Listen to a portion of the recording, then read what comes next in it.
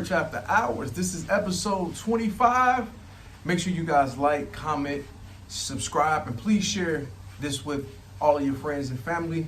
As you can see, we're not in our normal location. This is going to be a fun episode. We are live here on location here in Jamaica, the home of Marcus Mosiah Garvey, the legend, the icon Bob Marley, and one of our greatest scholars and authors of the 20th century, our dear brother, J.A. Rogers. And we're going to have some fun this evening. I'm going to have my brother Kurt here with me. I'm going to be throwing to him back in the States with some questions. And tonight is going to be a little different, something that you've never seen here on Church After Hours. So just to start it off, I want to talk about why we decided to do a show here, live on location, specifically wanting to tap into the direction that we kind of took this season as opposed to the first season. You didn't see as many guests this season as you saw in the first. That was strategic. We wanted to have an opportunity to talk about some things that we knew would make people uncomfortable. And when you look at some of the episodes this season, you see that we knew that would happen as far as people being uncomfortable. You can see that by our numbers. Our numbers drop a little bit after certain shows, but that's to be expected, and that's okay. We don't mind making people uncomfortable. We don't mind having conversations that you're not going to go to many other places and have. Also, in this episode, we wanted to talk a little bit more about spirituality in our wine life and how we got to where we got, especially me dealing with my way of thinking, my philosophy. And it's important that we have this conversation. I thought it would be no better time than to do it since I'm here in Jamaica to talk about two people that inspired me a lot, two great scholars, two great leaders of the 20th century, Marcus Mosiah Garvey and our great brother J.A. Rogers. And I'm actually about 45 minutes away from St. Anne's Bay where brother Bob Marley and the great Marcus Mosiah Garvey were born.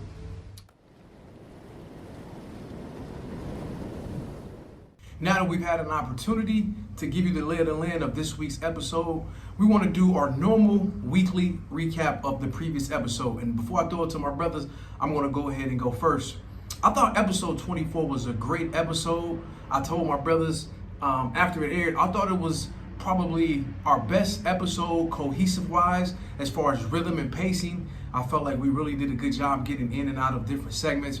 And the Deion Sanders segment took off.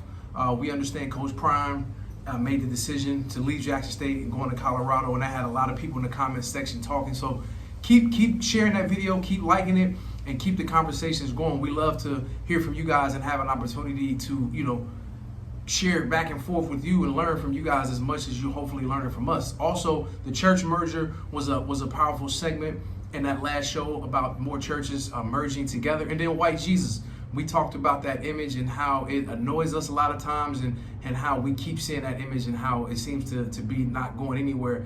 And then the most important segment and the best part of that segment to me was my brothers and I giving our parenting advice, some of our best practice tips as it pertains to fatherhood and what fatherhood looks like. And as I watched that episode, it made me think like you really don't see a lot of spaces where you have black fathers just talking about their children and, the good and the bad of parenting and what parenting looks like from their perspective. And I love the fact that people love that aspect of it, and hopefully, people will continue, like I said earlier, to share this message, and we'll continue to bring these type of conversations to the forefront. But I'm gonna go to Kurt and get his thoughts about last week's episode. Brother Insight, episode 24 was a popular one with the people. Coach Prime, Deion Sanders is a hot button in our community right now. And I think we hit the nail on the head with the churches merging, as well as the subject of white Jesus. It's something that we need to abort out of our community. And it was overall a good episode. Really enjoyed it, and so did everybody else. That's powerful, Kurt. I love that. And, couldn't have said it better myself. And again, hopefully people keep sharing this episode and they like this information and content that we're giving them because it's very important to us. And I love the fact that, like I just said earlier, we were able to talk about our children and just share some of our best practices. We're not the best fathers in the world. We have ups and downs like all parents do, but we felt that it was necessary to have this conversation to share with you all. Now, moving on to our main topic of tonight, we're going to talk a little bit more about spirituality and what spirituality looks like. We did a whole show about this in the past, but I felt like we needed to go a little bit deeper. Kurt said, man, I want you to really, go a little bit deeper, talk about some of the things that you learned on your own personal journey, and then tie it into being in Jamaica at the present. Tie it into Marcus Garvey on how you've learned so much from that brother and how you studied his philosophies, as well as J.A. Rogers, who I spoke about earlier in the segment, who was one of our greatest scholars and greatest authors of the 20th century. And a lot of people don't know who he is. You have scholars like John Henry Clark, who said he was one of our brightest minds and he needs to be studied. You have young scholars, my brother Sabir Bey, who bar none says J.A. Rogers was one of the illest and we should be, sharing his writings. So I'm going to talk about him, as well as brother Nesta Marley, and as well as our good brother Marcus Garvey. Now let's dig into the spirituality piece, and then we're going to tie it all together. And I'm definitely going to throw it back to the States and hear from our brother. Spirituality involves the recognition of a feeling or sense of belief that there is something greater than thyself, something more to being human than sensory experience, and that the greater whole of which we are a part of is cosmic or divine in nature. That's a very powerful and kind of loaded definition, but I think it's a very accurate and thorough definition as well. And I think a lot of times us as humans, we get bogged down with religion versus being spiritual. Whether you're Christian, whether you're Muslim, whether you're Hindu, Buddhist, whatever religion you may practice, I think a lot of modern religion has excluded spirituality from it. I can't wait till you guys have an opportunity to hear us sit down with our brothers from Who Made Y'all Priests podcast, and we're going to talk about African spirituality. We're going to have them lay it out and give their information to our audience. Again, a conversation that's very necessary, so people that haven't had an opportunity to learn or dive into African spirituality will have an opportunity to do so. And when I look at this meaning of spirituality, it makes me think about growing up, how it was a saying that we're all spiritual beings having a human experience, and what that means and what that looks like. Now that I'm 45 years old, married with 2 children, spirituality is very important to me. It's something that I take very serious, and it's something that I would hope everybody would take serious. And now I want to talk about Mr. Garvey and why Mr. Garvey was so important to me, and then tied into his spirituality and even his faith, his religion. Now, most people don't know Marcus Garvey was a Christian. People know him as the Back to Africa guy, and I hate when we minimize him to the Back to Africa guy. That was just one of many ideas that he had to help liberate our people. But Marcus Garvey started the UNIA, the United Negro Improvement Association. And to back up a little bit, as my Saturday school students would tell me, Coach, back up. He was born here in Jamaica in St. Anne's Bay, as I said earlier, about a 45-minute drive from where I'm located right now. And he came to America in the early 1900s. He was a major lover of one of our brightest minds, Booker T. Washington.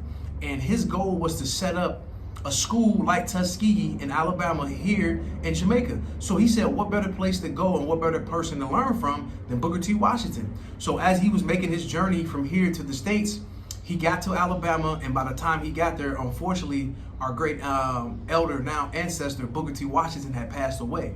So Marcus Garvey was very disturbed, very upset. He couldn't believe he came out his way to meet this man and to have an opportunity to learn from him, and now he's gone. So he said, you know what? It's not going to be a trip for naught. I'm just going to travel around the United States and do a deep dive study on blacks in America and what that looks like. So he went to places like Oklahoma, read that he went to Chicago, and he ended up going to New York. And him staying in New York, in particularly Harlem, he started to learn about black culture in America and what that looked like. And he started to understand the plight of the Negro, which we would call at that time, in this country. And he said, you know what? If we're going to have an opportunity to liberate our people, it's going to take the blacks in America to help spearhead and lead the way. So he stayed here in America, started the UNIA, Universal Negro Improvement Association, and had the opportunity to do some amazing things. Marcus Garvey created the RBG flag, red, black, and green. I love, my Saturday school students still tell me to this day, they talk about it in school, in their own classes and amongst each other, how, the red represents the blood of our people, the green represents our rich land, our rich soil, where we come from, and then the black, of course, represents us, our many shades of darkness that we come in. And Marcus Garvey was so effective. He had over 7 to 8 million people who were members, active members of the UNIA.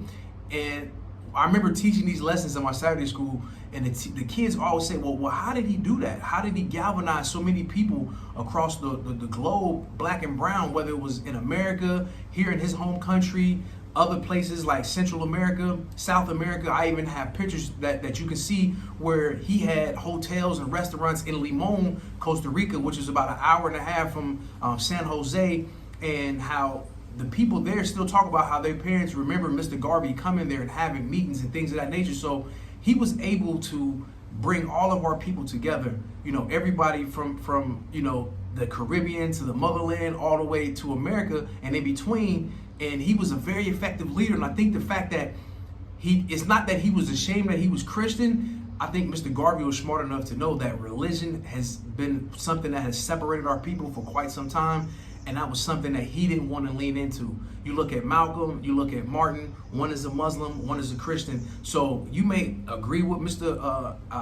Malcolm X, you may agree with Mr. King, Dr. King, but if you're not a Christian or if you're not a Muslim, then how much can you support or how much can you follow? And by Garvey taking the opposite approach and not really putting his faith or his religion at the forefront, he's just like, hey, I'm for liberation of our people. Our people need to be free. Our people need to have an opportunity to have a fair shake in this world in the 20th century. And that's why he was so successful. And it wasn't until later when I really did deep dives about him that I learned that he was a Christian. But he was a very spiritual man.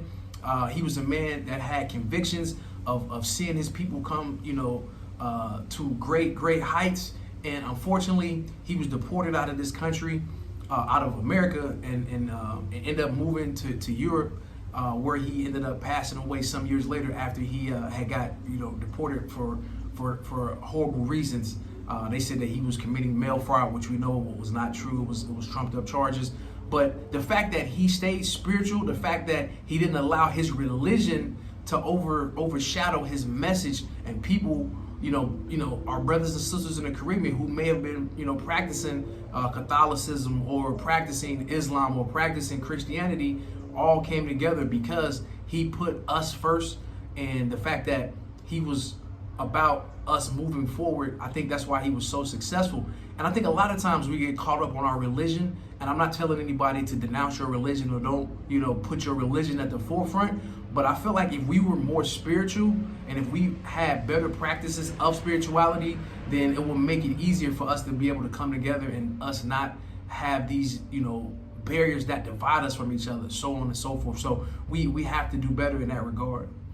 Now that we've had an opportunity to hear about spirituality from my perspective, as well as tying it into what Mr. Garvey was able to do, coming from this small island and coming into the States and doing bigger and better things than even anyone could imagine, let's go to Kurt and get his idea and his thoughts about religion. And also something we're going to talk about tonight is our why in life. What is our why? But right now, Kurt, tell us your meaning and what spirituality means to you. That spirit, being able to breathe, thanking the Lord for that, asking our ancestors to guide us in our everyday happenings and doings. We are spirits having a human experience. So with that being said, man, spirituality to me is just everyday living, doing the right thing, treating people right, taking care of your family, all that good stuff, brother. Powerful. That's powerful. Awesome. And it's great that you were able to share that, and we need to hear those types of things. Now, one thing I want to talk about as well, since I'm here in Jamaica in this beautiful weather, this beautiful country, who the people have been nothing short of amazing. They're welcoming and they greet you with open arms, and they want you to have a great time, and they show you so much love. It's so infectious. I love it here. Another great brother I wanted to talk about was J.A. Rogers. He's one of our scholars, in my opinion, who has went unnoticed. He's a brother who's written many books. He's a brother who has written many articles and papers about the plight of our people in the 20th century. He as well came from this island. He moved to America in the early 1900s, and he ended up moving to Chicago before he ended up moving to New York. Now, this part of his story was very intriguing to me, and I didn't know this until a few years ago, and I had been reading J.A. Rogers' books for quite some time. When he moved to Chicago, his first job, his first employment was a Pullman porter. Now, anybody that knows me and where I'm from in Chicago, I say I'm from both sides. My mom's family's from the south side, and my dad's family's from the north side. So my mom's parents lived in the Pullman area. And this is an area of Chicago where you had a Pullman bank, and it was an area that was saturated with black Pullman porter workers. And Kurt and myself have been doing a deep dive and really studying the Pullman porter and their plight in this country and the great things that they were able to do. And I had no idea until recently that Mr. Rogers was actually a Pullman porter, and him going up and down the train all the way up to Canada, back through different places in America. That's how he was able to, like a lot like Garvey, was able to study our people in this country, in America. Because again, he had heard so many things about our people, but having an actual opportunity to study them up close, and that, started him to writing. So as he's working, his downtime, he started writing. And if you haven't read any of his books, I please implore you to go and get all of his books. But I'll give you my top 5 J.A. Rogers books in no particular order. The 100 Amazing Facts About the Negro, the 5 Negro Presidents. That is probably pound for pound one of the greatest books ever written, because I have it at home. I believe it's only like 12 pages, maybe not even 12, maybe like 10. But it's a very powerful book, and it talks about 5 presidents that had Negro descent that the average person didn't know about. Very, very powerful read. Then you have From Superman to Man. Shout out to my OG from Alabama, my pops homeboy, Paul, PD. We call him Polo, Paul Davis. When I was in high school, he gave me this book, and I skimmed through it. I really didn't read it. You know what I'm saying? I perked out to him like, oh, I checked it out. But as I became an adult and really started to do my deep dive and trying to read and learn as much about our rich history and culture, I actually read the book. And I told him years later, like, man, this book was so powerful. Like, I put it up there with the autobiography of Malcolm X and the Nigger book by Dick Gregory. Like, it's that powerful. And I, make sure my sons have had an opportunity to read it as well. Very powerful book, From Superman to Man. Africa's Gift to America. This was a book that I found out about from my brother Sabir Bey, who I talked about earlier, and I got this book from a bookstore in Chicago. It's a great, great book. I bought it for my boys, and we read it together. I've read it to, with my Saturday school students. It's definitely something you want to have. And then last, Sex and Race, Volume 1. Again, this brother was thorough in his research. He was very, very methodical in his writing. He didn't rush to do anything. He made sure he, crossed his T's and dotted his I's, and he really gave you an up-close personal look on what it was like being a Negro in the 20th century in America, and giving us things and tools that we can use to help enrich ourselves and get ourselves out of some of the situations we may have found ourselves in that previous century. And even some of the things that we find ourselves in now, we still haven't totally gotten out of, which is why people like J.A. Rogers and his books and things that he's written for us to go back and read and to examine are very, very important, because there's so many gems in there that's right there waiting for us to just pick it up and grasp. Now, Kurt, before we go any further, I want you to have an opportunity to give me any information or share with the people, the listening audience, your thoughts about Mr. Garvey as well as J.A. Rogers, because again, these are 2 great people who have done a lot of great for our people that sometimes go unnoticed. I know especially J.A. Rogers. Mr. Garvey, not so much. His name rings out. Was hoping Obama would have given him a presidential pardon, but he wasn't able. He didn't do so. But give me your insight about J.A. Rogers and some of the things that you may have heard here, some of the things you may know that I haven't had an opportunity to even talk about tonight. Yeah, J.A. Rogers was born 100 years prior to I was. Coming from where you at in Jamaica, brother, it must have been amazing for him to be able to experience the Harlem Renaissance. Think about all the amazing culture that came out of the Harlem Renaissance. Excellent African and African American historian, self-taught, man. And reading the book that I shared with you, Rising from the Rails, we found out that he was even a Pullman porter, where he was able to, travel this country at the same time, visiting libraries, learning a lot about this country. And for that, countless number of great books came from him, like you referred to. My favorite being Superman the Man, where he referred to Kentucky and Tennessee white poor mountaineers being vilely religious and immoral. Can you believe that? Of course you can. Now, before we move to our final segment, again, remember to like, comment, subscribe, and share this information. This is a very, very important episode for us. We are live here on location again here in Jamaica. It is a beautiful country, beautiful people. Their spirits are very high, and like I said earlier, it is infectious, the love that they share, here on this island. Now, as we continue and close out on our last brother that we mentioned at the top, Robert Nesta Marley. He is a brother who, in my opinion, is one of the greatest musicians of all time, especially when you talk about what I call freedom music, what I call knowledge music, what I call music with a message. It's not too many people that do it better than this brother. And, Robert Nesta Marley, born here in Jamaica in St. Ann, in 9 Mile. You talking about a brother whose songwriting was just so prolific.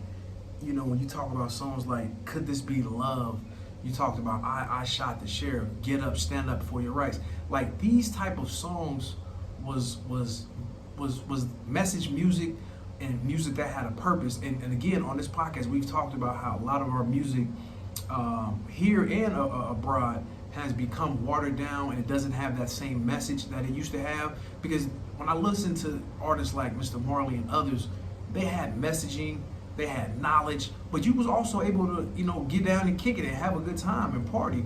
I just feel like a lot of times, music now is all about the turn up and about kicking it and not so much about the knowledge. And when you look at an artist like Mr. Marley, how he was able to cross genres, he just wasn't a reggae artist. He was a world-renowned musician who could share the stage with anybody. He had, his concerts looked like the United Nations. You would have, Jamaicans, Black Americans, white folks, Latin people, people from other countries in Europe. So when you were able to bring people from all walks of life, from all religions together, all on the messaging of your music and the fact that they love and respect what you're singing and what you're talking about, that to me is powerful. And that's being a great steward of your craft and of the things that our Creator has blessed you with. And he was definitely a person that valued that and took those things serious, because he just didn't make music to sell records or to be popular. He was making music with the message and trying to touch people, because again, you're talking about music that was a soundtrack of what was going on in our not only in our country but in our world. Because when you look at it, some of the things that our people was facing in the States, our brothers and sisters in certain places in the Caribbean, other places in Europe, as well as Africa, was experiencing those same things. So when you look at artists like Bob Marley or even a Fela Kuti, this music that they were creating, this music that they was tapping into, was our soundtrack for our lives. And this music is like a fine wine. It gets better with time. You can pull up these records now, and it's like he's still here with us today. And these songs that he wrote 40, 50 years ago resonate a lot of times even a lot stronger than they did back then. So these are the types of messaging that I want to encourage young artists to not be afraid to put into your music.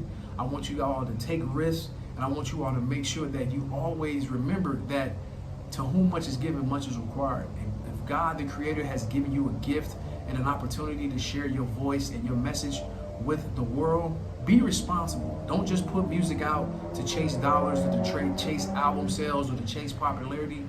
Chase doing the right thing, and you'll always have a successful career, and you'll always have an opportunity to invoke change with your voice.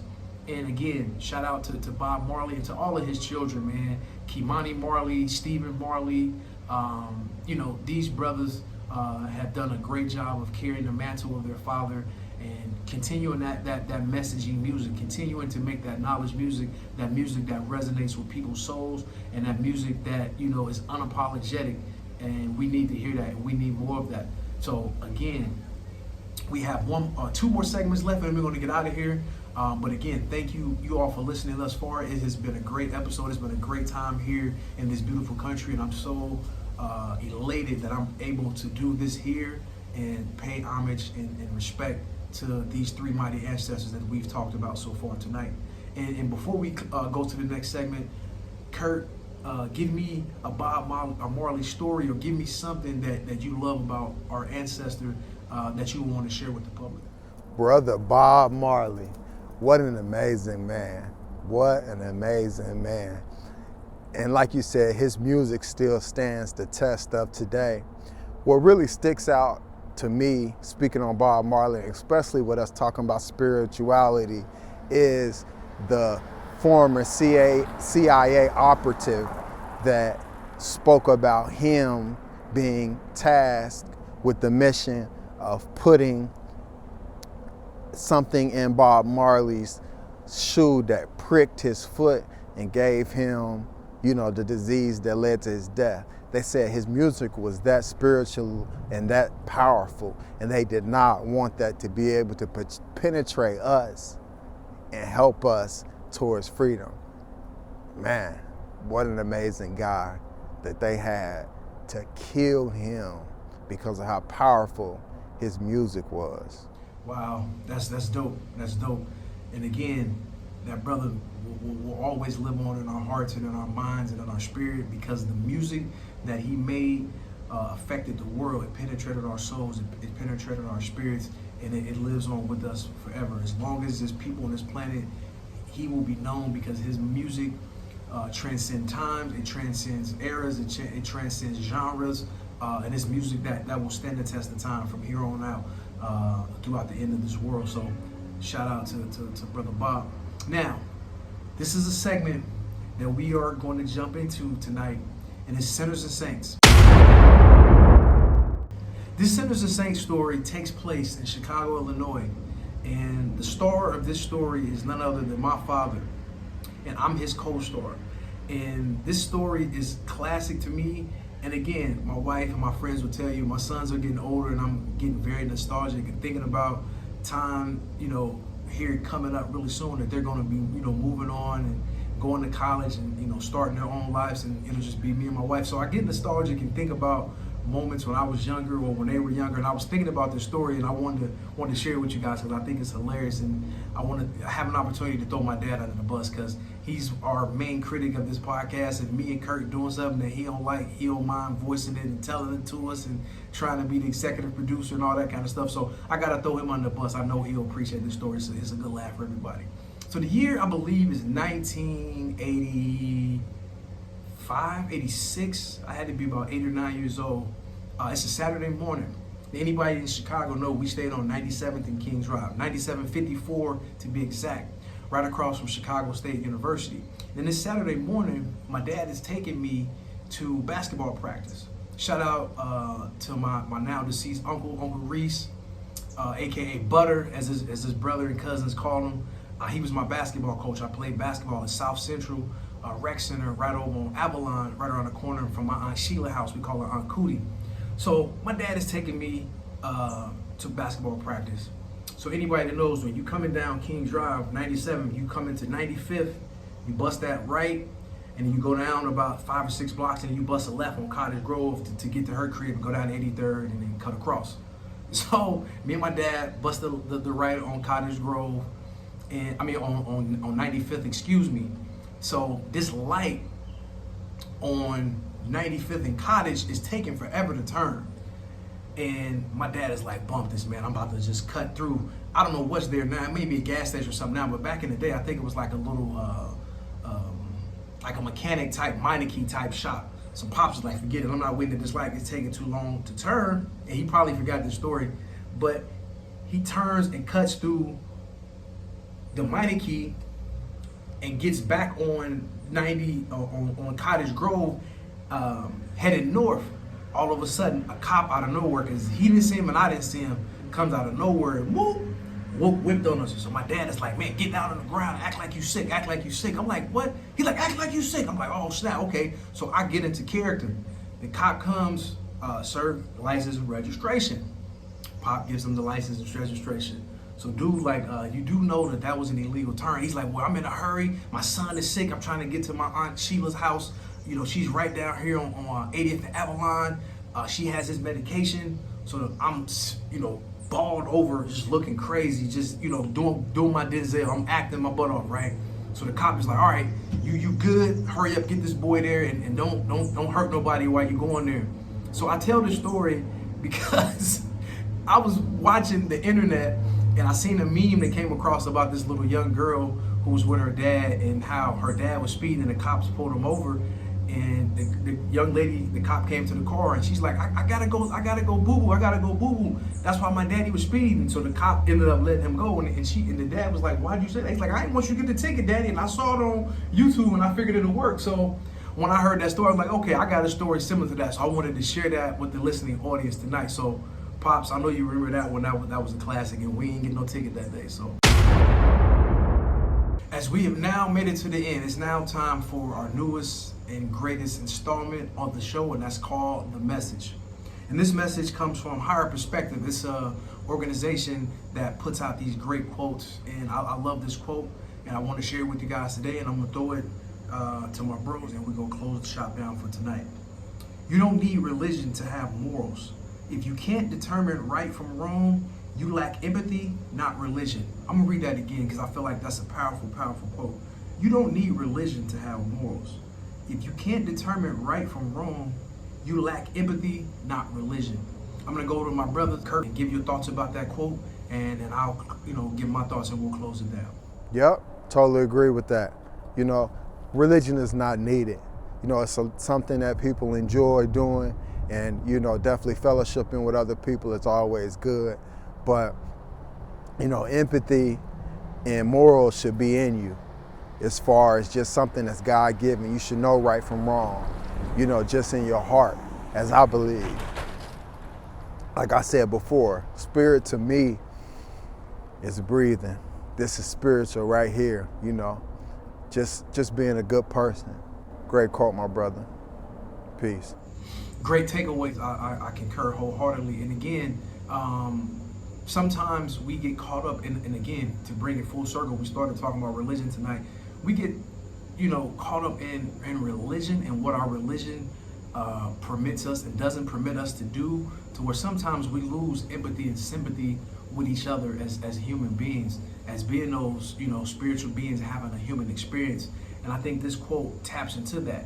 If you have great morals, if you have great character, and if you have a high level of standards that you've created for yourself, then you're going to be able to move throughout this world and have an opportunity to be impactful, not only in your life, but in the people around your life. That way, you can help leave this world in a better position in which you found it in. So to me, that's what that quote kind of talks about and digs into. And it's just, plainly stating it is not getting focused on so much the religion, but what does the character look like? What do your morals look like? And to me, those things are important. Well, this is episode 25 again. Remember to like, comment, share, and subscribe. We appreciate you for checking out this week's episode, and we'll see y'all next week. Church After Hours.